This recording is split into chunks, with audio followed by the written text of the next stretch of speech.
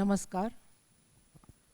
कलम अहमदाबाद के आज के इस सत्र में मैं मल्लिका मुखर्जी, बहुभाषी लेखक, प्रभा खेतान फाउंडेशन और एहसास वुमेन की ओर से आप सभी का स्वागत करती हूँ।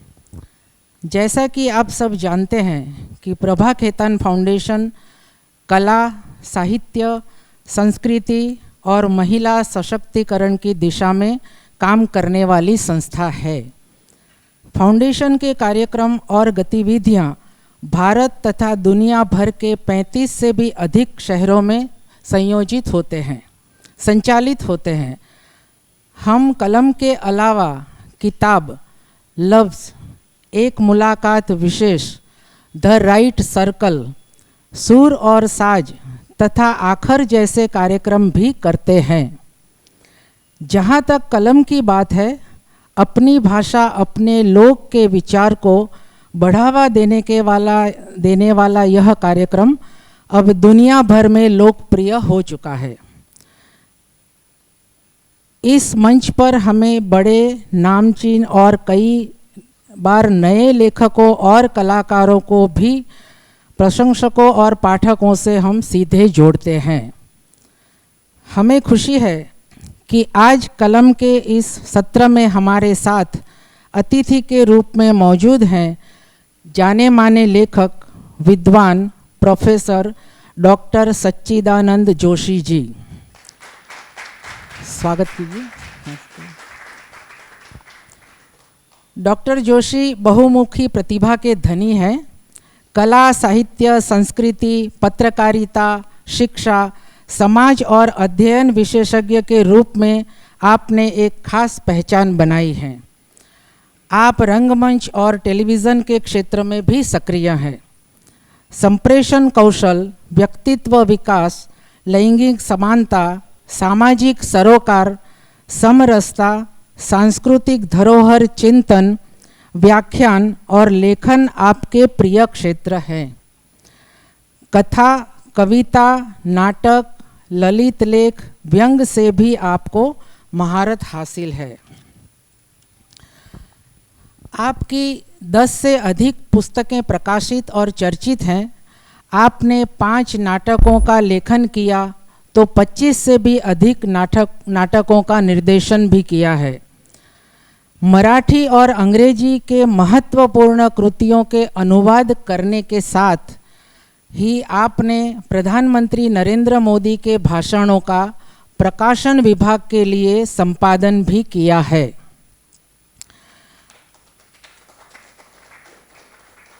आपने विभिन्न शैक्षणिक संस्थानों में कार्य किया और खुद के अभ्यास से चित्रांकन सीखा और कई प्रदर्शनियों में हिस्सा लेने के साथ ही किताबों के लिए भी चित्र बनाए हैं। आप कुशाभाऊ ठाकरे पत्रकारिता और जनसंचार विश्वविद्यालय के कुलपति और माखनलाल चतुर्वेदी राष्ट्रीय पत्रकारिता विश्वविद्यालय के कुल सचिव भी रहे हैं। आपने खूब कविताएं भी लिखी और आपका कविता संग्रह मध्यांतर काफ़ी चर्चा में रहा है। पत्रकारिता पर लिखी पुस्तकों के अलावा सच्चिदानंद जोशी की लोकप्रिय कहानी तथा कुछ अल्पविराम जैसी कृतियां भी खूब लोकप्रिय हुई। जाहिर है आपके काम का क्षेत्र इतना बड़ा है कि पूरा सत्र इसे बताने में ही निकल जाएगा।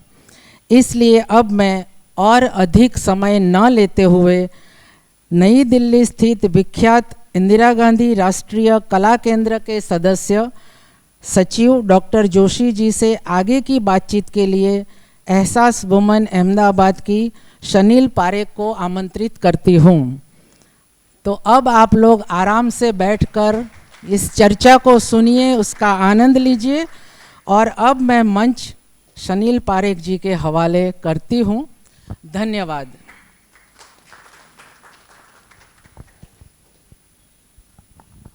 शुक्रिया मल्लिका जी। जोशी जी, अभी आपका और परिचय तो मैं नहीं कर पाऊंगी। आपका अगर इजाज़त हो तो हम शुरू करें हमारा सेशन। बस परिचय में एक संशोधन कर देता हूँ, वो पता नहीं चित्रांकन कहाँ से आ गया, मेरे से अमीबा भी ठीक से नहीं बनता तो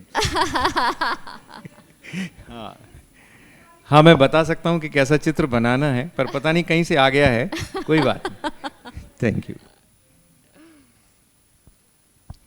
तो जोशी जी, आपकी यात्रा काफ़ी लंबी है। आप एक एकेडमिशियन रहे हैं, पत्रकार है, आप रंगमंच, टीवी, सांस्कृतिक और साहित्यिक क्षेत्र से करीबी से जुड़े हैं। तो आप ये मल्टीपल रोल्स इतनी आसानी से और इतनी अव्वल दर्जे से वो भी कैसे निभाते हैं? और ये पूरी आपकी यात्रा में क्या कठिनाई आई आपके जर्नी में? ये सवाल कई बार, सबसे पहले तो मैं आप सबको नमस्ते कह रहा हूँ, आप सबको प्रणाम, आप सब इतनी बड़ी संख्या में यहाँ आए। आज अनंत चतुर्दशी का दिन है, आज ईद मिलादुन्नबी का दिन है, बहुत से लोगों की छुट्टियाँ भी होंगी, उसके बावजूद आप लोग आए, इसलिए आपकी साहित्यिक अभिरुचि को मैं प्रणाम करता हूँ। और हमारी सहयोगी प्रियांशी पटेल जो यहाँ रहना थी, जो बीमार हुई, मैं उनकी स्वास्थ्य लाभ की भी कामना करता हूँ। सबसे पहले जो सवाल आपने पूछा वो बड़ा रोचक सवाल है, और कई बार लोग इस बारे में मुझसे पूछते हैं। वो इसलिए भी पूछते हैं शायद कि उनको लगता है कि ये बहुत सारे रोल करता है तो कोई भी रोल ढंग से नहीं करता होगा। क्योंकि हुआ ये कि जब मैं नाटक करता था और नाटक निर्देशित करता था, उस वक्त मैं यूनिवर्सिटी का रजिस्ट्रार भी था। तो एक महिला आई जो कि मेरे नाटक के कारण से मेरे घर आई। तो मेरी माँ ने उनसे कहा कि आप सुबह 10:30 बजे आई हैं, ये थोड़ा गलत समय है, इसे अभी ऑफिस जाना है। तो बोले इनकी नाटक कंपनी का ऑफिस भी है क्या? तो माँ ने कहा नहीं, नाटक कंपनी का नहीं है, ये रजिस्ट्रार भी है। अच्छा, ये रजिस्ट्रार भी हैं? तो उनको बड़ा आश्चर्य हुआ कि उनको लगता था ये फुल टाइम नाटक ही करता है। देखिए, ये बहुत सारे रोल करने के लिए कोई बहुत अलग से कोई प्रयास करने की ज़रूरत नहीं पड़ती। मैं हमेशा ये मानता हूँ कि ये बहुत सारी चीज़ें अनायास आपके माध्यम से होती चली जाती हैं। सिर्फ अपने आप को आप प्रोग्रामिंग ठीक से कर लीजिए। आपका ये मोबाइल फ़ोन नहीं है, ये मोबाइल फ़ोन में भी तो बहुत सारे फंक्शंस हैं। मोबाइल भी है, मैसेजिंग भी है, कॉल रिसीव करना भी है, व्हाट्सएप भी है, फेसबुक भी है, इंस्टाग्राम भी है, मेल भी करते हैं, सभी करते हैं आप लोग, और सब चीज़ें हो जाती हैं अगर आपका मोबाइल सही हो तो। मतलब सही समय पे आप इसकी सर्विसिंग कराते रहें, सही समय पे इसका डाटा ठीक से डिलीट करते रहें, ट्रैश निकालते रहें, गंदगी छांटते रहें, तो जो चीज़ें आपके दिमाग में ठीक से बैठनी हैं वो बैठती हैं और आप ठीक ढंग से प्रोग्रामिंग कर लेते हैं। तो बस मैंने यही कोशिश की कि अपनी प्रोग्रामिंग सही हो, बहुत सारी फालतू की चीज़ें अपने दिमाग से निकलती चली जाएं, जो आपके काम की चीज़ें वही रहें और आप अपनी दिशा में काम करें। तो मुझे लगता है सब चीज़ें सहज ढंग से हो सकती हैं, बहुत आसानी से हो सकती हैं। पर होता क्या है कि जब हम ये करते, जैसे ना हमारे यहाँ घर में जब बड़े बुजुर्ग पूजा करते रहते हैं तो अपन कहते हैं ना, दादी कहती हैं अरे भगवान का नाम ले रहे हैं, अरे ज़रा देखना गैस पे क्या रखा है, वो सब्जी जल रही है। तो अपन कहते नहीं अरे दादी पूजा में ध्यान दो, सब्जी में क्यों ध्यान दे रही हो। तो बस यही करना है कि जिस समय आप जो कर रहे हैं उस समय आप मनोयोग से करिए। मेरे एक दोस्त हैं, वो बैंक में मैनेजर है, और उनकी बात मैं अक्सर ये बताता हूँ, और बहुत अच्छे आला दर्जे के अभिनेता, बहुत अच्छे अभिनेता। तो एक समय था जब भोपाल में उनके अभिनय की तूती बोलती थी, और चूंकि बैंक में ये है कि अगर आपको प्रमोशन लेना है तो आपको रूरल पोस्टिंग भी करनी है, तो वो उनको रूरल पोस्टिंग हो गई। तो रूरल पोस्टिंग हो गई मतलब उनका नाटक वाटक 3 साल के लिए बंद हो गया। तो हमने एकदम कहा, मैंने कहा दादा आपकी इस वक्त एज एन एक्टर आपकी इतनी तूती बोल रही है, अभी आप 3 साल गांव में चले जाएंगे तो क्या होगा। तो बोले एक ही बात मैंने ज़िंदगी में सीखी है कि नौकरी का नाटक नहीं करना और नाटक की नौकरी नहीं करना। तो उनकी वो बात मैंने गांठ बांध ली है। इसलिए जब मैं नौकरी करता हूँ तो पूरे मनोयोग से नौकरी करता हूँ, जब मैं नाटक करता हूँ तो मनोयोग से नाटक करता हूँ, जब मैं लिखता हूँ तो मनोयोग से लिखता हूँ। इसलिए बहुत लिखना ज़रूरी नहीं है, पर हाँ नौकरी के बगैर मेरी दाल रोटी नहीं चल सकती, इसलिए नौकरी करना ज़रूरी है। और लिखने के बगैर या नाटक करने के बगैर मैं जी नहीं सकता, इसलिए वो करना ज़रूरी है। सब चीज़ें साथ हो जाती हैं।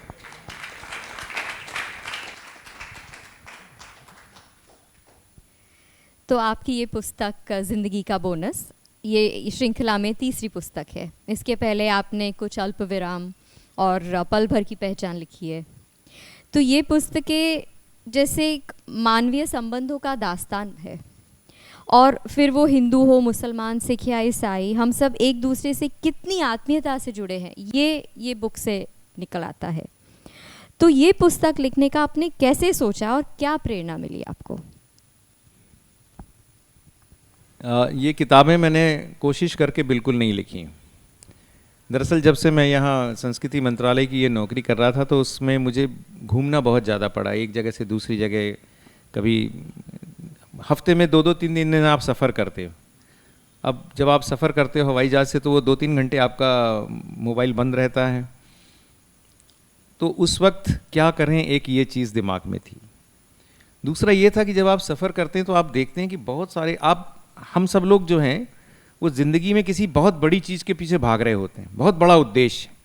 किसी को नौकरी चाहिए, किसी को प्रमोशन चाहिए, किसी को बड़ी डील चाहिए, किसी को बिजनेस में बड़ा मुनाफा चाहिए, किसी को कुछ नहीं तो संबंध ही, लड़के लड़की का संबंध ही करने, मतलब we are all looking for a very big things. तो ये जब सब बहुत बड़ी चीज़ देख रहे होते हैं ना तो छोटी छोटी चीज़ें हमारी नज़र से मिस हो जाती हैं। यानी जो ड्राइवर जो आपको एयरपोर्ट तक या स्टेशन तक छोड़ने आया उसका कोई व्यवहार होगा, स्टेशन पर किसी कुली ने या आपके सहयात्री ने आपसे कोई भलमनसाहत की होगी, तो वो सब बातें हम भूल जाते हैं। या नहीं भी भूलते तो क्या होता है, क्षणिक आपको याद रहती हैं और उसके बाद हम उस अच्छी चीज़ को भूल जाते हैं और उस बड़ी उद्देश्य की ओर हमारा ध्यान रहता है। तो हम किसी बड़ी खुशी को पाने के लिए ज़िंदगी की ये छोटी छोटी खुशियों को नज़रअंदाज करते हैं, ऐसा मुझे लगता है। तो मैंने सिर्फ इन पलों को चुनना शुरू कर दिया। एक टैक्सी ड्राइवर है जो आपको लेके जा रहा है, पर उसकी ज़िंदगी का एक फ़लसफ़ा है जो आपको कहीं प्रभावित करता है। या आपका सहयात्री है जिसने कुछ एक बहुत ऐसी बात बता दी जो आपको छू जाती है, हालांकि वो एक घंटे का ही सफ़र है। आज आप बोलेंगे तो शायद मुझे उसकी सूरत भी याद नहीं होगी, लेकिन उसने कोई बात बताई है जो अंदर तक चली गई। तो मैंने उन पलों को लिखना शुरू करा और फिर फेसबुक पर डालना शुरू कर दिया। जब फेसबुक पर लिखना शुरू किया तो लोगों को बहुत पसंद आई और बहुत अच्छा प्रतिसाद उसका मिला। तो फिर मेरे एक दोस्त ने कहा कि फेसबुक की शेल्फ लाइफ बहुत कम है, अगला पोस्ट आता है तो ये पोस्ट पीछे चला जाता है, तो इसमें से जो कुछ अच्छी रचनाएं हैं इसको क्यों ना तुम संग्रहित कर लो। तो फिर मैंने ये पहली किताब लिखी जिसका नाम रखा कुछ अल्प विराम। ये है, और कुछ अल्प विराम इसका नाम कैसे आया ये भी मैं आपको बताऊं तो मज़ा आएगा। देखिए हम सब लोग इस पे आजकल मोबाइल पर ही हमारी पूरी ज़िंदगी है, टाइप करना, ट्वीट करना। अच्छा, जैसे हिंदी आपने अभी थोड़ी देर पहले कहा कि मैं हिंदी टाइप करने में मुश्किल होती है, तो हम सब जब ये मोबाइल पे और कंप्यूटर पे टाइप करते हैं तो हम भाषा की जो खूबसूरती है उसको छोड़ते चले जाते हैं। जैसे एक उदाहरण देता हूँ मैं कि मैं जा रहा हूँ ये बोलते हैं तो जब मैं के ऊपर 2 मात्राएं और एक बिंदी लगाते हैं तो मैं होता है। लेकिन अब एक हमारा बेटा टाइप करेगा तो वो मैं जा रहा हूँ कर देगा। तो मैंने उससे कहा कि तुम मैं जा रहा हूँ क्यों करते हो, ये मैं जा रहा हूँ करो। तो उसने कहा आपको समझ में आना नहीं, मैं ही जा रहा हूँ। 2 मात्रा और बिंदी लगा तो कोई और जाएगा क्या, मैं ही जाऊँगा। तो इतना क्यों आप। तो ये समझ में आया कि हम धीरे धीरे अपनी भाषा के जो छोटे छोटे उतार चढ़ाव हैं ये भूलते चले जा रहे हैं। तो मुझे लगा कि ये जो जिंदगी के भी अल्प विराम हैं, ये छोटी छोटी घटनाएं भी तो हमारी जिंदगी के अल्प विराम है। कॉमा, बिंदियाँ, चंद्र बिंदु, ये सब गायब हो रहे हैं हमारी जिंदगी से। हम सब फ्लैट लाइन में बड़ी बड़ी चीज़ें, बड़े बड़े कर्व्स की ओर भाग रहे हैं। कॉमा, फुल स्टॉप हमारी ज़िंदगी से गायब हो गया है, बिंदियाँ गायब हो गई हमारी ज़िंदगी से। तो इसलिए इस किताब का नाम हमने कुछ अल्प विराम रखा। फिर 24 कहानियाँ हैं इसमें। फिर कुछ दिनों बाद फिर 24 आ गई, तो फिर 24 दूसरा संकलन। तो पल भर की पहचान लिखा। पल भर की पहचान को 2-3 पुरस्कार मिल गए, 1-1, 2-2 लाख रुपए के। तो मुझे लगा फ्री फोकट में लिखा पर इतने पुरस्कार मिल गए, अच्छा ही। फिर तीसरी किताब लिखी जिंदगी का बोनस, तो ये आपके सामने आ गई। 2 किताबें और तैयार हो गई, तो शायद इस साल के आखिर तक 2 किताबें और आ जाएंगी। ऐसी कहानी। तो ये बुक का टाइटल है जो जिंदगी का बोनस, ये क्यों, ये आपने कैसे नाम लिखा जिंदगी का बोनस? इसके पहले वाली किताब में एक कहानी है जिसका नाम है बोनस की ज़िंदगी। और बोनस की ज़िंदगी इसलिए थी कि मुझे एक जगह वारंगल में एक साहब मिले जो रिटायरमेंट के बाद अपनी पूरी लाइफ में एक ऐसा नया काम करने के लिए उतरे जो काम उन्होंने ज़िंदगी में कभी नहीं किया था, और वो और उनकी पत्नी उसमें इतने ज़्यादा डूब गए कि आज वो उस काम के लिए इंटरनेशनल अथॉरिटी बन गए। तो हम जब उनसे मिले तो हमने कहा ये तो आप इतनी बड़ी अथॉरिटी बन गए, ये हो गया, तो हाउ डिड यू स्टार्ट? तो उन्होंने ये वाक्य दिया था, साहब this is my bonus of life, I am living in the bonus period, I have retired, I am 75, now I have started this work, तो this is all bonus, so I am paying back to the society by this bonus. तो ये शब्द मुझे bonus बहुत अच्छा लग गया, इसलिए मैंने कहा कि जो आपको ज़िंदगी में जो कुछ मिल रहा है वो तो मिल ही रहा है, जो कुछ मैं आपको देने की कोशिश कर रहा हूँ ये भी थोड़ा सा बोनस मान लीजिए, इसलिए इसका नाम ज़िंदगी का बोनस रखा। तो आजकल हास्य रस जो है ज़िंदगी से गायब होने जा रहा है, और आपकी कहानियाँ में काफ़ी सारी कहानी में हास्य रस के द्वारा आप कई डीप मीनिंग कह जाते हैं। तो आपके हिसाब से क्या ह्यूमर कम हो रहा है आजकल ज़िंदगी में? देखिए क्या है ना, हम सब लोग अपने आप को बहुत ज़्यादा प्रूव करने की फिराक में हैं, कोई किसी से प्रतिस्पर्धा नहीं है। मैं आपसे बात कर रहा हूँ तो मेरी आपसे क्या प्रतिस्पर्धा है? आपका अपना क्षेत्र है, मेरा अपना क्षेत्र है, 1 घंटे भर के लिए हम आपके साथ मिले हैं, तो क्यों हम अकड़ के रहें कि मैं कोई बड़ा आदमी हूँ, आप कोई। भाई हम सामान्य हो सकते हैं ना, बात कर सकते हैं ना। हर बार अपने आप को प्रूव करना, हर बार अपने आप को कहीं ना कहीं साबित करना, दूसरे से बेहतर बताना, और उस तनाव में अपनी ज़िंदगी का ये मौजूदा पल गंवा देना, ये कहाँ तक अच्छी बात है? कहाँ थोड़ा सा ह्यूमर मिलता है तो हंस लेना चाहिए। ज़िंदगी में हर एक चीज़ को देखने के 2 तरीके हैं, आप हंस के भी गुजार सकते हैं। हालांकि मैं इस बारे में अपनी पत्नी से बहुत डांट खाता हूँ, बता दे रहा हूँ, फिर भी मैं सुधरा नहीं। 35 साल शादी को हो गए, वो कहती तुम हर बात को मजाक में उड़ा देते। मैंने कहा मजाक नहीं है, पर हंस लो ना यार, थोड़ा सा मुस्कुरा लो। तो अगर आप इजाज़त दे तो एक बहुत मज़ेदार सी छोटी सी कहानी में सुनाता हूँ। बिल्कुल बिल्कुल कि ये जो ह्यूमर है ये कहाँ से आता है और कैसे आता है। इस कहानी का शीर्षक है बंटी और बबलू। जी हाँ, मुझे मालूम है कि फिल्म का सही नाम बंटी और बबली है, लेकिन ये तो फिल्म की कहानी नहीं है, न इसमें अभिषेक बच्चन है न रानी मुखर्जी। ये तो उस सफ़र की कहानी है जो अभी हाल ही में हमने किया। किस्सा कुछ यूँ है कि अभी कुछ दिन पहले हम अजमेर से शताब्दी एक्सप्रेस से आ रहे थे। हम दोनों ही थे। यदि आपने हाल ही में शताब्दी एक्सप्रेस की यात्रा की हो तो आपको याद होगा कि इसमें सीटें दोनों तरफ मुंह किए हुए होती हैं और बीच की सीटें आमने सामने मुंह किए हुए होती हैं। उसके बीच में एक टेबल होता है। जानकारी के लिए बता दूं कि उन सीटों का नंबर 35 से 44 होता है। यदि आप उन सीटों पर बैठे तो आपको मुख्य अतिथि का सा एहसास होता है। सब लोग आपके आगे पीछे और अपन बीच में हॉट सीट पर। बहुत दिनों से हसरत थी कि एक बार उन सीटों पर बैठकर सफ़र का आनंद लिया जाए। इस बार हमारी किस्मत खुल गई और हमें वो सीट मिल गई। हम खुशी से फूले नहीं समा रहे थे। हम सामान रखकर स्थिर हुए ही थे कि किसी बुजुर्ग महिला की भारी आवाज ने चौंकाया, बबलू, ए बबलू, इधर आ। हमने देखा तो हमारी दूसरी तरफ हमारे जैसी सीट पर बैठी एक बुजुर्ग महिला आवाज दे रही थी। उम्र का अंदाजा लगाने में मुझसे हमेशा गफलत होती है। मालविका ने अंदाज लगाया 70-75 के बीच की होंगी। शायद अपने साथ लाए लड़के या नाती पोते को आवाज लगा रही होंगी, हमने अंदाज लगाया। इतने में उन्होंने दोबारा आवाज लगाई, ए बबलू, दिखाई नहीं दे रहा तुझे, मैं यहां हूं। फिर अपने आप से ही लेकिन जरा जोर से बोली, बावला है, वहीं देख रहा है आसपास, ये नहीं कि जरा इधर भी देख ले। हम उनकी इस अदा पर कुछ प्रतिक्रिया करते इसके पहले से पीछे से आवाज आई, आ रहा हूं दीदी, जरा ये बीच का सामान निकल जाए। आवाज सुनकर हम आश्चर्य में पड़ गए। आवाज तो किसी बुजुर्ग की थी, बबलू के नाम को तो सूट करने वाली नहीं थी। हमने पीछे मुड़कर देखा, लगभग उन महिला की ही उम्र के एक बुजुर्ग लोगों के बीच से और सामान के ऊपर से रास्ता बनाते हुए हमारी सीट की तरफ आने की कोशिश कर रहे थे। अरे निकलने दो यार, हमें वहां जाना है। और अंततः थोड़ी मशक्कत के बाद वो हमारी सीट के पास पहुंचे। आते ही प्यार भरे गुस्से में बोले, लो दीदी, तुम यहां बैठी हो और हम तुम्हें वहाँ ढूंढ रहे हैं 62 नंबर पे। तुम्हारा नंबर तो वही था ना? हाँ हाँ वही है, लेकिन वो सीट अच्छी नहीं लगी, ये बीच वाली अच्छी है, हम वहीं बैठेंगे अपन दोनों, तू भी यहीं बैठ जा सामने वाली सीट पर, फिर हम दोनों भाई बहन आपस में बात करते चलेंगे। महिला ने अपनी बात बता दी।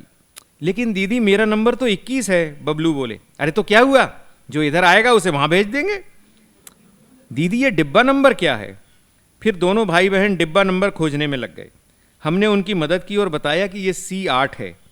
जानकारी मिलने पर बबलू बोले, लेकिन दीदी मेरा तो C2 है। ऐसा कैसे हुआ? अरे हमने तो साथ में टिकट करवाया था ना, फिर साथ जाने का क्या फ़ायदा? हमने तो साथ में इसलिए टिकट कराया था कि हम दोनों बात करते चलेंगे। कितने सालों बाद तो ये मौका मिलता है। सालों बाद कहाँ दीदी, गोकुल की शादी में ही तो मिले थे। हाँ हाँ, तो गोकुल की शादी को भी तो 2 साल हो गए। फिर दोनों इस बात पर थोड़ी देर बहस करते रहे कि गोकुल की शादी को 2 साल हुए हैं या 3 साल हुए हैं। हमें लगा कि गोकुल को ही आकर यह झगड़ा निपटाना पड़ेगा।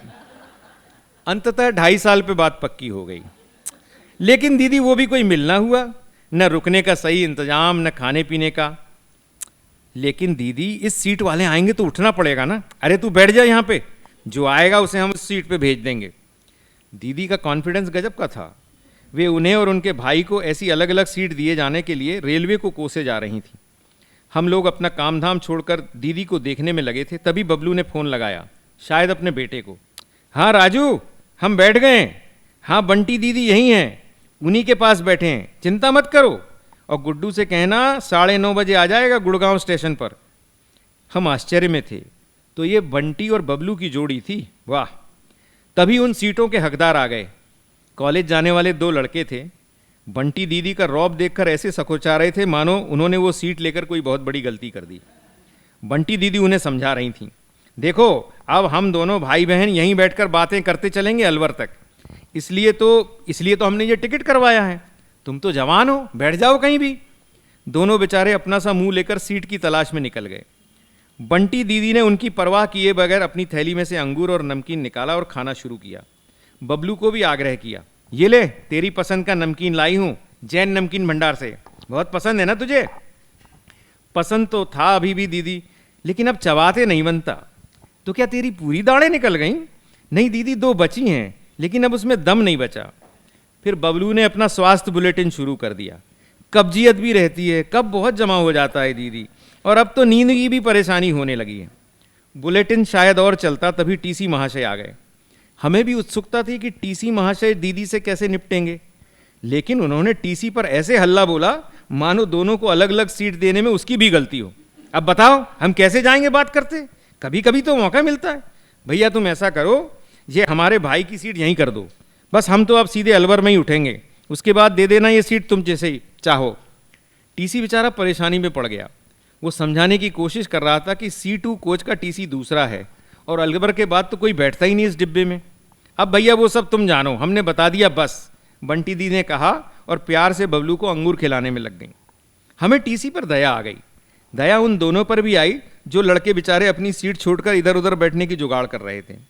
इन दोनों की सीटों को हथियाने के कारण पूरे कोच में काफ़ी अफरा तफरी मची थी और बहुत सारे लोगों को एडजस्टमेंट करना पड़ रहा था, लेकिन इन दोनों भाई बहनों को उसकी कोई खबर नहीं थी।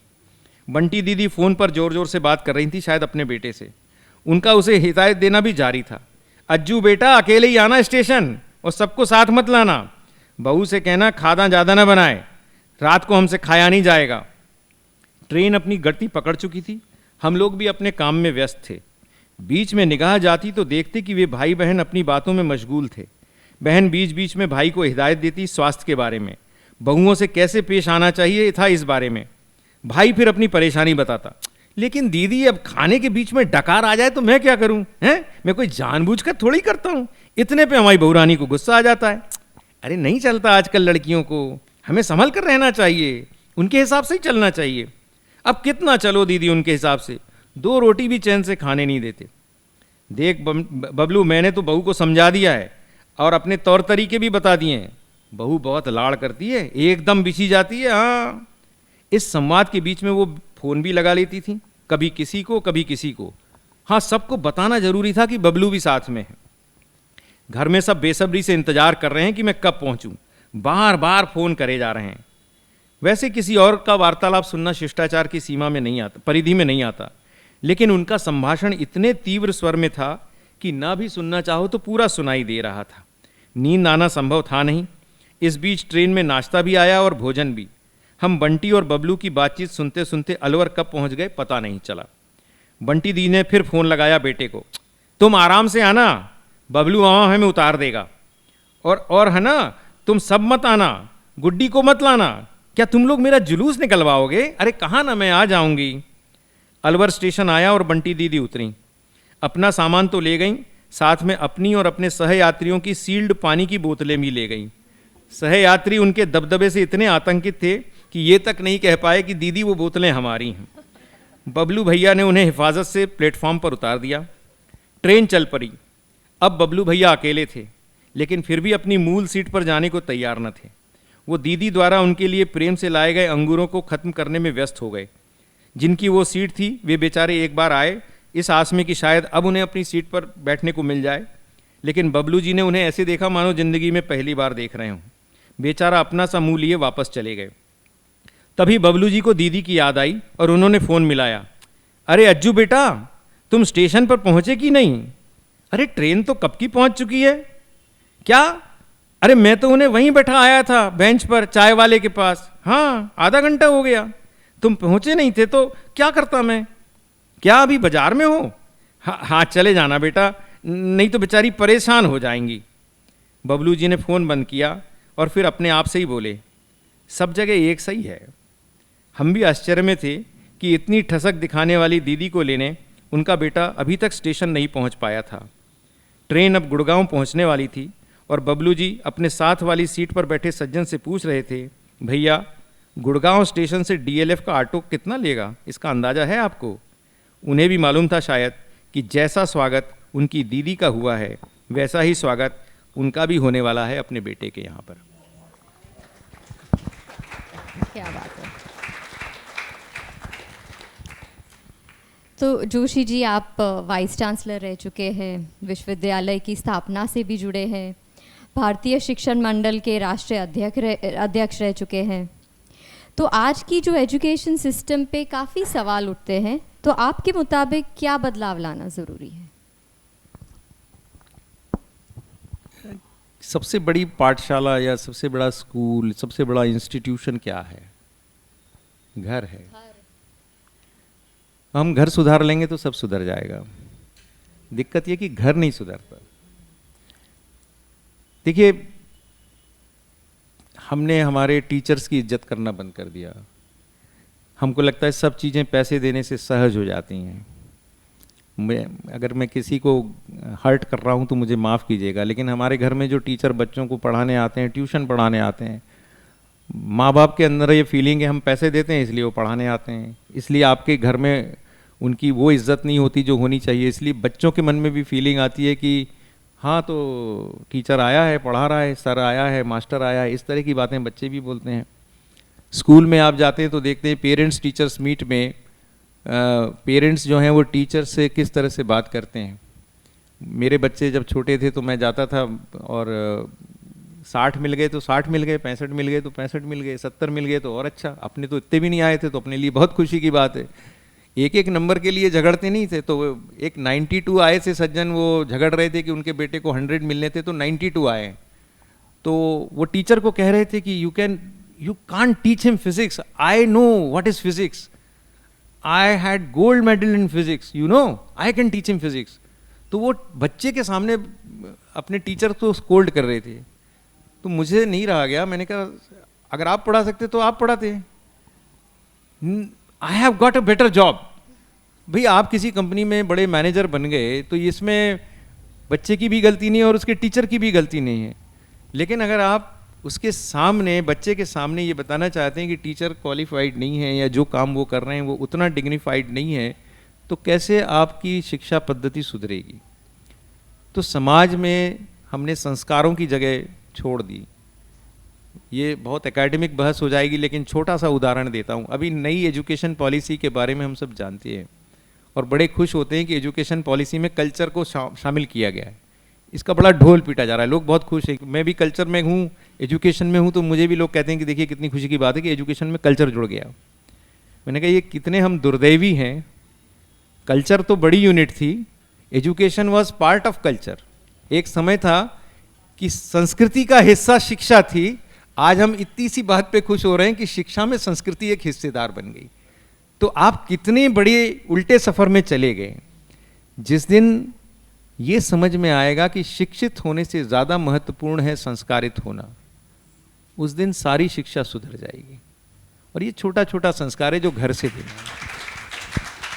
इसके लिए कोई शिक्षा व्यवस्था, कोई एजुकेशन पॉलिसी, कोई मंत्रालय, कोई मिनिस्ट्री, कोई सरकार की ज़रूरत नहीं है। मेरे घर में मेरे बच्चे को, मेरी बच्ची को सही तालीम देना, उसको सही संस्कार देना, श्रम की महत्ता है तो श्रम की महत्ता बताना, काम की महत्ता है तो काम की महत्ता बताना, ये बहुत सारी बुनियादी चीज़ें हैं। अगर इतना भी हमने कर लिया तो शिक्षा व्यवस्था बहुत अच्छी हो जाएगी। बिल्कुल। अच्छा, आपने अभी हाल में बनी नई संसद के डिज़ाइन और निरीक्षण में आपका काफ़ी महत्वपूर्ण योगदान है, तो आप हमारे श्रोतागण को बताइए कि इसमें हमने कल्चर और ट्रेडिशन की कौन सी चीज़ पे भार दिया है। ये एक बहुत लंबा सवाल है, लेकिन बहुत छोटे से मैं बताता हूँ कि जो हमारी जो संसद बनी नई, तो उसके बाद उसमें आर्ट वर्क क्या हो इसके बारे में बात हुई। तो ये सोचा गया कि इसका आर्ट वर्क ऐसा हो जिसमें भारतीयता के दर्शन हो, लेकिन ये बहुत एकेडमिक न होते हुए भी लोगों को ये सब बता सके कि हमारी संस्कृति, हमारी परंपरा, हमारे संस्कार कितने पुराने हैं और कैसे ये सारी चीज़ें अपने रंग रूप में आई हैं। तो इसलिए हमने बहुत सारी चीज़ें सोची कि ये क्या क्या चीज़ें हो सकती हैं जो हम संसद में दिखा सकते हैं।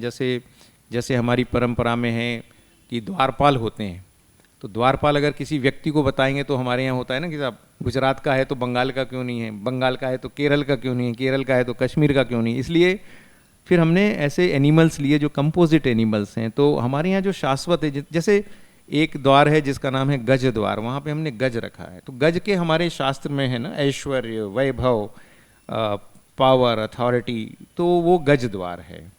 या इसी तरह एक अश्वद्वार है जो एनर्जी का प्रतीक, रिगर, जिंदगी के साथ जीने की जो जोश है, उत्साह है।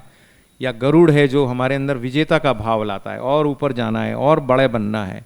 इस तरह से हमने ये 6 द्वारों की कल्पना की। फिर उसके बाद हमने 3 मंडप हैं, 3 सेरेमोनियल फॉयर्स हैं। तो उन 3 मंडपों के नाम हमने दिए कि भारत किस किस परंपरा से जाना जाता है। तो हमने एक मंडप का नाम रखा ज्ञान मंडप, क्योंकि भारत ज्ञान की परंपरा है। बहुत सारी माताएं बहनें बैठी हैं, इसलिए आपको बताता हूँ। तो ज्ञान के लिए हमने क्या प्रतीक लिया? ज्ञान के लिए हमने वो प्रतीक लिया कि गार्गी और याज्ञवल्क्य का जो संवाद है, जो आज से 5000-7000 साल पहले हुआ, तो हमने गार्गी और याज्ञवल्क्य का संवाद 18 फीट बाई 18 फीट के बड़े ब्रास म्यूरल पर दिखाया। हम में से बहुत लोगों को मालूम भी नहीं कि गार्गी याज्ञवल्क्य का संवाद क्या है, पर इतने हजार साल पहले भारत की नारी इतनी सशक्त थी और इतनी विश्वसनीय, इतनी कॉन्फिडेंट थी, आत्मविश्वास से भरी थी कि वो याज्ञवल्क्य जैसे ऋषि को चैलेंज कर सकती थी। क्योंकि याज्ञवल्क्य जी ने अहंकार से कहा कि इस पूरे विश्व में अब मुझसे ज़्यादा ज्ञानी कोई नहीं है कोई जो मुझे चैलेंज कर सकता है, चुनौती दे सकता है। और गार्गी खड़ी हुई और उन्होंने चुनौती दी। न सिर्फ चुनौती दी, उन्हें प्राय हरा दिया। और फिर जब वो बिल्कुल सबके बीच में ऐसा लगा कि इतने बड़े ऋषि का अपमान होगा, तो फिर गार्गी ने खुद ही विड्रॉ करा। वो है गार्गी याज्ञवल्क्य संवाद, और वो है भारत की परंपरा। मतलब हम सोचिए कि हम कहाँ थे, वो ज्ञान परंपरा है। और दूसरी तरफ हमने नालंदा दिखाया वहाँ कि नालंदा विश्व का सबसे बड़ा विश्वविद्यालय एक समय था। फिर एक संकल्प मंडप है, तो जिसमें भारत संकल्प से जाना जाता है। तो संकल्प की हमने 2 प्रतिमाएं ली। एक संकल्प है चाणक्य का संकल्प, जो एक देखिए एक तपस्वी है, एक साधक है, एक इंटेलेक्चुअल है। तो समाज में, भारतीय समाज में कोई पावर, कोई शक्ति काम नहीं करती, इंटेलेक्चुअल पावर, बुद्धि की पावर। उस व्यक्ति का संकल्प था तो उसने पूरी की पूरी राज्य व्यवस्था खड़ी कर दी। और चाणक्य का एक वाक्य बड़ा सुंदर है। चाणक्य कहते हैं कि मेरी सारी ऊर्जा, सारी शक्ति नष्ट हो जाए, मेरे सब हाथ पैर काम करना बंद कर दें, मुझे कोई सहायता ना करे, सिर्फ अगर मेरी बुद्धि, मेरा विवेक मुझे साथ देगी तो ये सारी चीज़ें मैं फिर से खड़ी कर सकता हूँ। ये संकल्प है। और उसके सामने हमने महात्मा गांधी दांडी मार्च में नमक उठा रहे हैं, वो वो चित्र लिया कि उससे बड़ा संकल्प क्या था कि लगा तो कि एक व्यक्ति सिर्फ नमक उठा रहा है, तो वो नमक नहीं उठा रहा था। गांधी जी के उस संकल्प से भारत के पूरे स्वतंत्रता का आंदोलन खड़ा हुआ, पूरा भारत खड़ा हुआ। तो ऐसा प्रतीक हमने लिया। तीसरा मंडप कर्तव्य मंडप है। तो कर्तव्य यानी हम हमेशा अपना काम करते रहें, और जब आप काम करते हैं तो उसका आपको फल प्राप्त होता है। इसलिए हमने कोणार्क का व्हील लिया, कोणार्क का चक्र लिया, और उसके सामने हमने सरदार पटेल और भीमराव अंबेडकर, ये हमारे कर्तव्य के दो बहुत प्रमुख स्तंभ हैं। एक व्यक्ति ने भारत का एकीकरण किया, सरदार पटेल अगर नहीं होते तो भारत का एकीकरण नहीं होता, और बाबा साहब अंबेडकर नहीं होते तो शायद हमारा संविधान नहीं होता। तो ये दो कर्तव्य के प्रतीक। अगर आपको G20 के कुछ चित्र याद हों तो एक जगह पे कोणार्क का व्हील दिखाया गया है और एक जगह पे नालंदा का व्हील दिखाया गया है। तो अब आपको समझ में आ गया होगा कि ये इनिशियली कहाँ से चीज़ें आई हैं। ऐसी बहुत सारी चीज़ें हैं। तो कभी एक आध बार आप अलग से बुलाएंगे तो मैं पूरे पार्लियामेंट आर्ट पे 3-4 घंटे बोल सकता हूँ, क्योंकि हमको जो टास्क दिया गया था, मैं सिर्फ ये बताना चाहता हूँ कि बिल्डिंग का स्ट्रक्चर बन गया था, बिल्डिंग का डिज़ाइन पूरा बन गया था, और फिर हमको कहा गया कि ये आपको करना है। तो Indira Gandhi national centre for the arts के सब लोगों ने मिलकर एक जैसे होता है ना, एक मिशन मोड में काम करके इस पूरे काम को साल भर के अंदर, right from conception to execution and installation, record time में पूरा करके before the inauguration of the parliament हमने खड़ा किया। That is our achievement. इसलिए मैं आपको कह सकता हूँ। Wonderful wonderful. एक और छोटी सी अचीवमेंट है, वो बता देता हूँ। अचीवमेंट बड़ी है पर छोटे से मैं बता देता हूँ कि ये जो सेंगोल की पूरी रिसर्च थी, right from the identification to research, that was also done by the Indira Gandhi national centre for the arts. I think हमारा अभी ऑडियंस से क्वेश्चन करने का समय आ गया है। तो does anybody have any question Joshi ji के लिए? हेलो, आप कह रही थी ना कि व्यंग जीवन से गायब होता जा रहा है साहित्य से, जी। लेकिन मेरे ख्याल से हिंदी साहित्य में व्यंग बहुत स्थापित होता जा रहा है। इस पे आप क्या कहेंगे? प्रेम जन्मे जी की वजह से एक पूरी की पूरी पीढ़ी महिलाओं की, क्योंकि मैंने 20-25 साल पहले व्यंग लिखे थे, वो छोड़ देना पड़ा, कहीं फोरम नहीं था।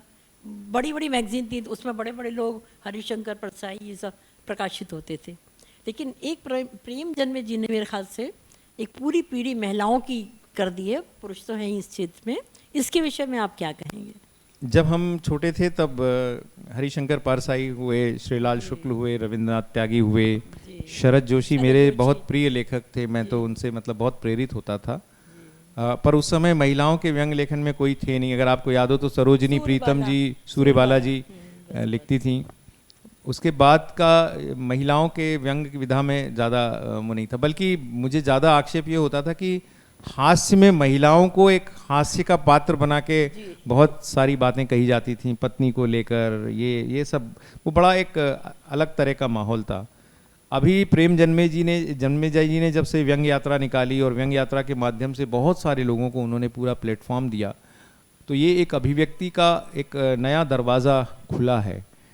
लेकिन अभी भी मैं देखता हूँ कि जो ह्यूमर सोशल मीडिया के माध्यम से आ जाता है, क्योंकि सोशल मीडिया शायद ज़्यादा आसानी से लोगों तक पहुँच जाता है और सर्कुलेट जल्दी हो जाता है, उसमें मैंने ज़रूर देखा है कि बहुत सारी महिलाएं जो हैं व्यंग विधा में आगे आई हैं। और हमने ये भी देखा है कि बहुत प्रमाण से अब जो महिलाओं को लेकर जो व्यंग होते थे या शारीरिक विकृतियों को लेकर जो व्यंग होते थे, वो भी बहुत अधिक कम हुए हैं। एक अच्छा ये मुझे लगता है कि दृश्य है।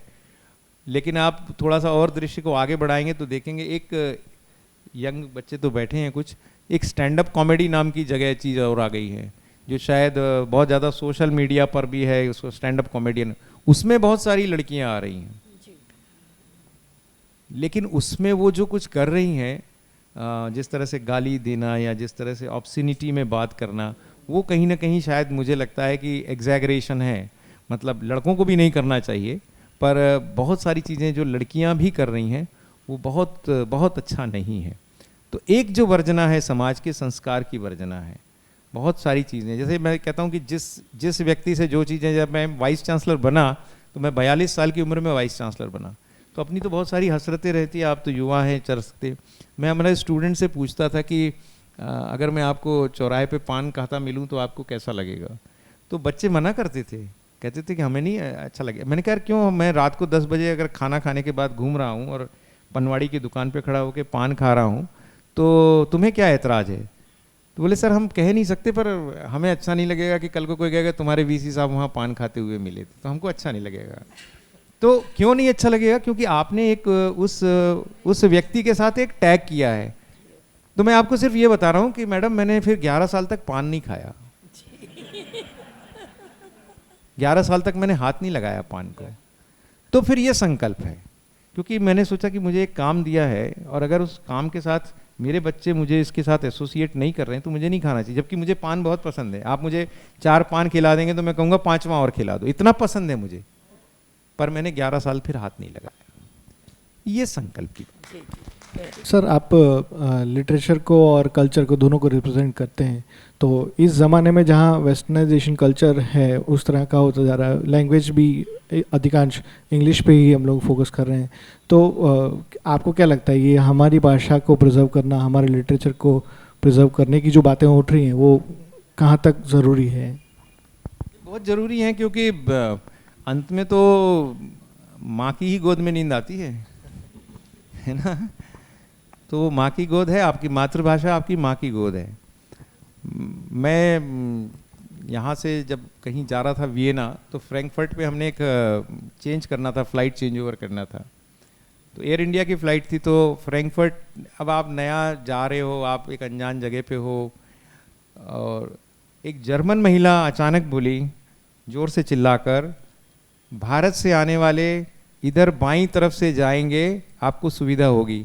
आपको सच बताएं, सुबह के 2:30 बजे उस महिला की आवाज़ सुन के ऐसा लगा कि जैसे मैं अपने देश में पहुंच गया हूं, भारत में पहुंच गया हूं। ये जो बात है, तो ये मातृभाषा का महत्व आज नहीं समझेंगे, आज से 5 साल बाद समझेंगे। लौट के आपको आना ही है। ये जो किताबें मैंने लिखी हैं, इसके पीछे भी इसलिए इतनी सरल हिंदी में है, बहुत सरल हिंदी में, जो बोलचाल की भाषा है। हमारे सब दोस्त कहते हैं ऐसा लगता है जैसे हम बात कर रहे हैं, और जो पढ़ने वाले हैं वो कहते हैं कि ऐसा लगता ही नहीं है कि कोई कहानी पढ़ रहे हैं या कोई चीज़ पढ़ रहे हैं, ऐसा लगता है जैसे किसी ने बात कही है, घटना बता दी। तो है ही वो साहित्य को जानबूझ के, चूंकि साहित्य है इसलिए बहुत क्लिष्ट करना ताकि समीक्षक मुझे अच्छा कहे, मुझे मेरी वाहवाही हो, ऐसी कहीं नहीं। आप भाषा को जितना सहज सरल बना सकते हैं उतना बनाएंगे तो शायद ज़्यादा आसानी से लोगों तक पहुंचेगी। तो ये मूलतः लिखा मैंने युवाओं के लिए। आपको यकीन नहीं होगा, मैं कॉलेज स्टूडेंट्स के बीच में जाके इन किताबों को लेकर जानबूझ के प्रोग्राम करता हूँ, जानबूझ के उनको सुनाता हूँ। इतना पसंद करते हैं बच्चे, और कहते हैं अगर ऐसा साहित्य कोई हमें दे तो हमें तो कोई परेशानी नहीं, हम रोज़ पढ़ें। तो हमें ये सोचना है कि हम क्या भाषा दे रहे हैं, और एक आध शब्द गलती से अंग्रेजी का आ गया तो कोई महापाप नहीं है। मतलब ये कि फिर मैं हिंदी बोलूं और फिर जानबूझ के कोई बहुत क्लिष्ट शब्द ढूंढूं और उसको लगाऊं ताकि लोगों को डिक्शनरी ढूंढनी पड़े। मैं जब नया वाइस चांसलर बना था, जैसे बताया ना, कम उम्र में बन गया था, तो आपको साबित करना होता है कि मैं बड़ा विद्वान हूँ। तो क्या करते हो आप? खूब तैयारी करते हो। तो मैं नाम नहीं लूँगा, सिर्फ बता रहा हूँ, मैं हरियाणा में एक विश्वविद्यालय में मुझे बताया कि आप फलानी कॉन्फ्रेंस है, तो वहाँ पर एक मुख्यमंत्री जी रहेंगे हरियाणा के और एक केंद्रीय मंत्री हैं वो रहेंगी। तो साहब जब मैंने 30-35 मिनट भाषण दे दिया तो मुख्यमंत्री जी ने जो अपने भाषण में कहा कि जोशी जी, हिंदी तो हमने बहुत सुनी लेकिन इतनी गाढ़ी हिंदी कभी नहीं सुनी। फिर जो केंद्रीय मंत्री थे वो बोले कि जोशी जी ने बड़ा अच्छा भाषण दिया, लेकिन हमको लग रहा था कि वो इसका हिंदी में भी अनुवाद कर देते तो बहुत अच्छा होता।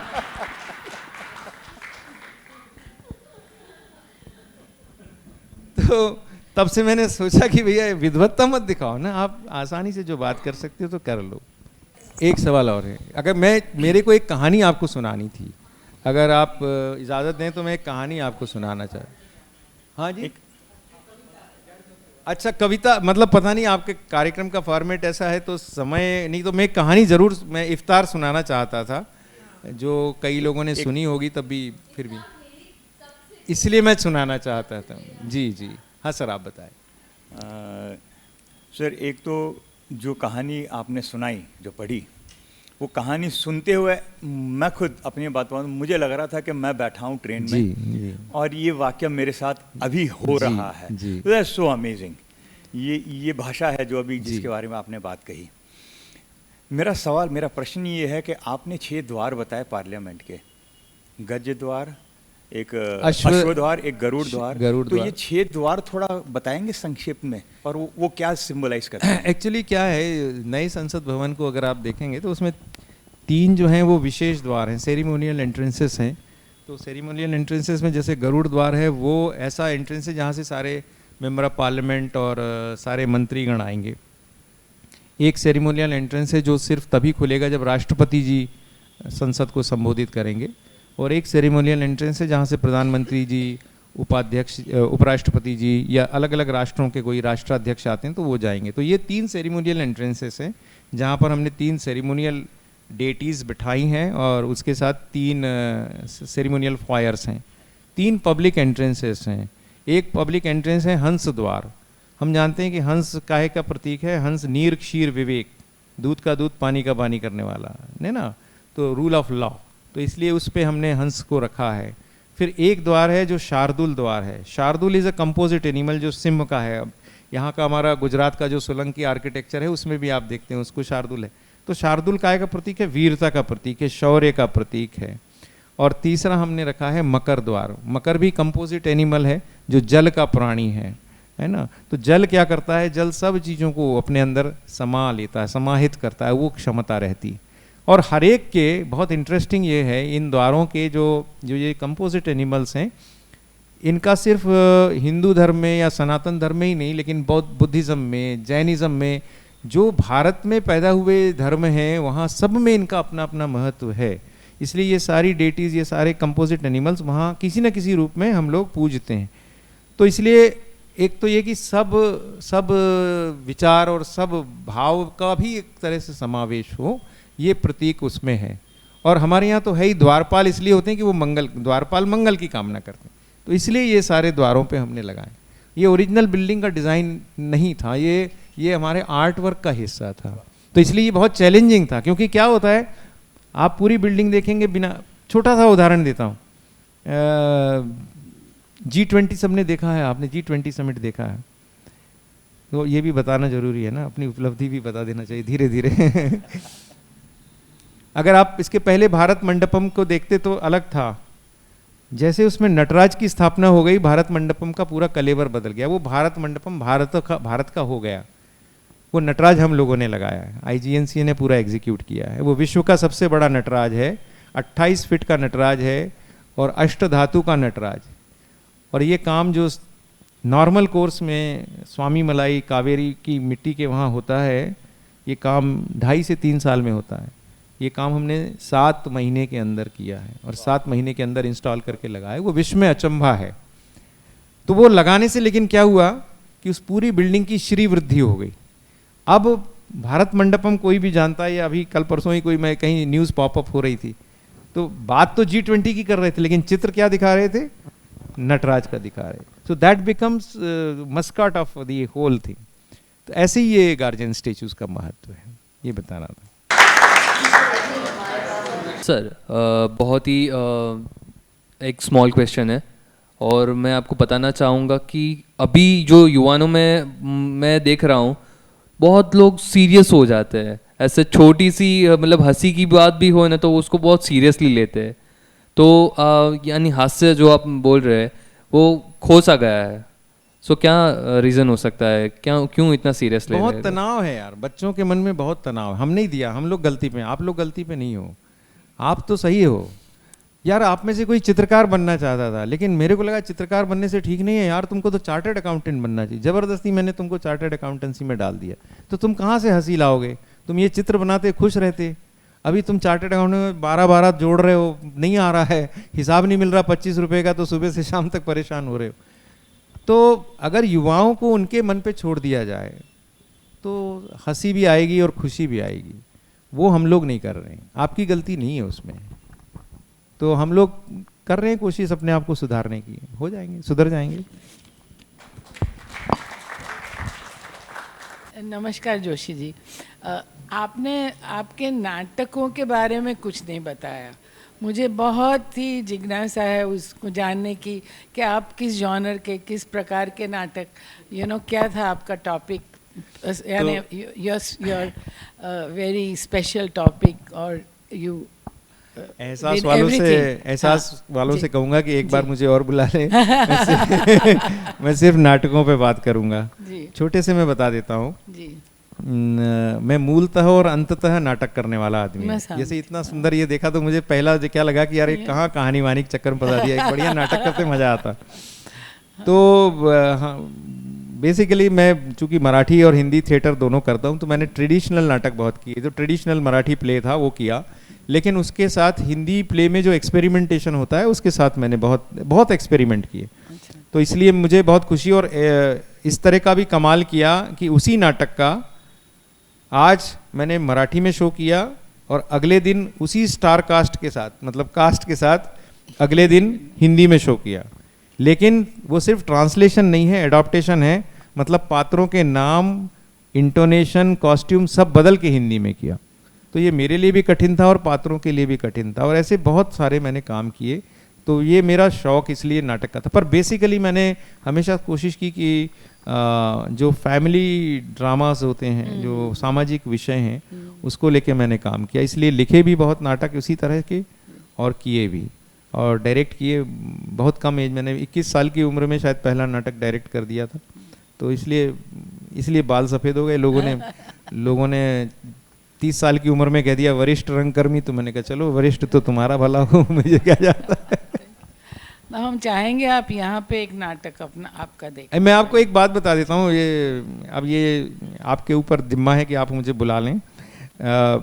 मैंने और मेरी पत्नी ने, हम दोनों ने मिलकर एक कविता संग्रह लिखा। हुआ ये कि हम दोनों की शादी हुई 31 दिसंबर को। तो 31 दिसंबर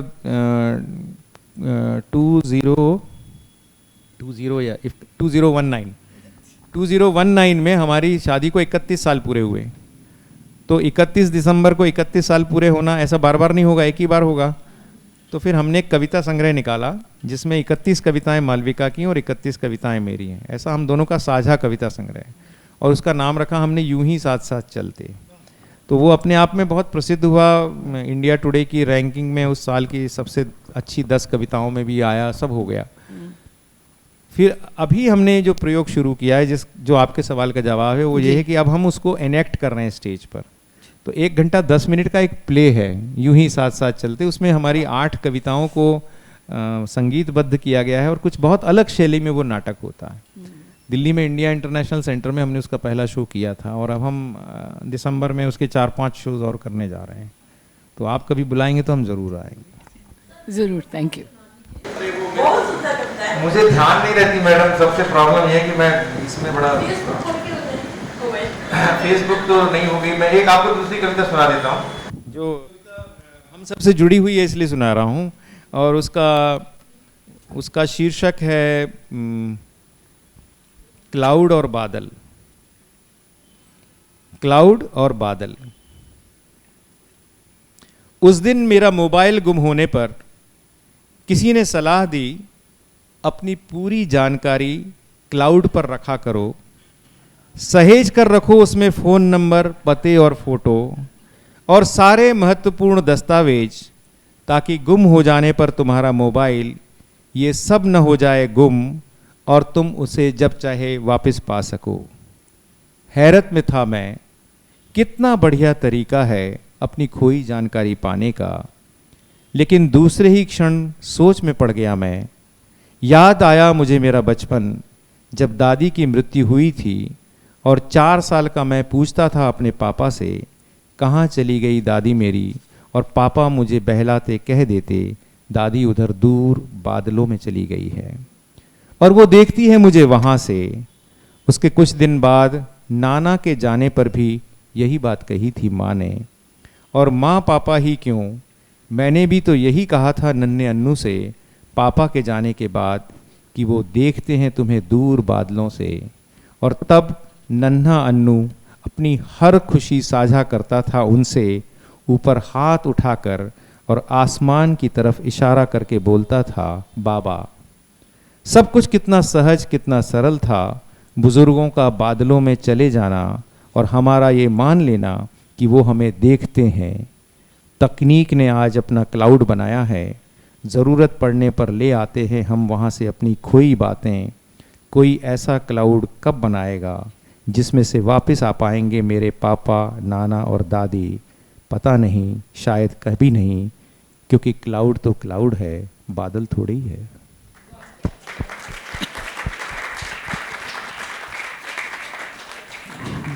प्रभा खेतन फाउंडेशन और एहसास वुमेन अहमदाबाद की ओर से मैं प्रकाश पुरोहित आप सभी अतिथियों का हार्दिक आभार प्रकट करता हूं।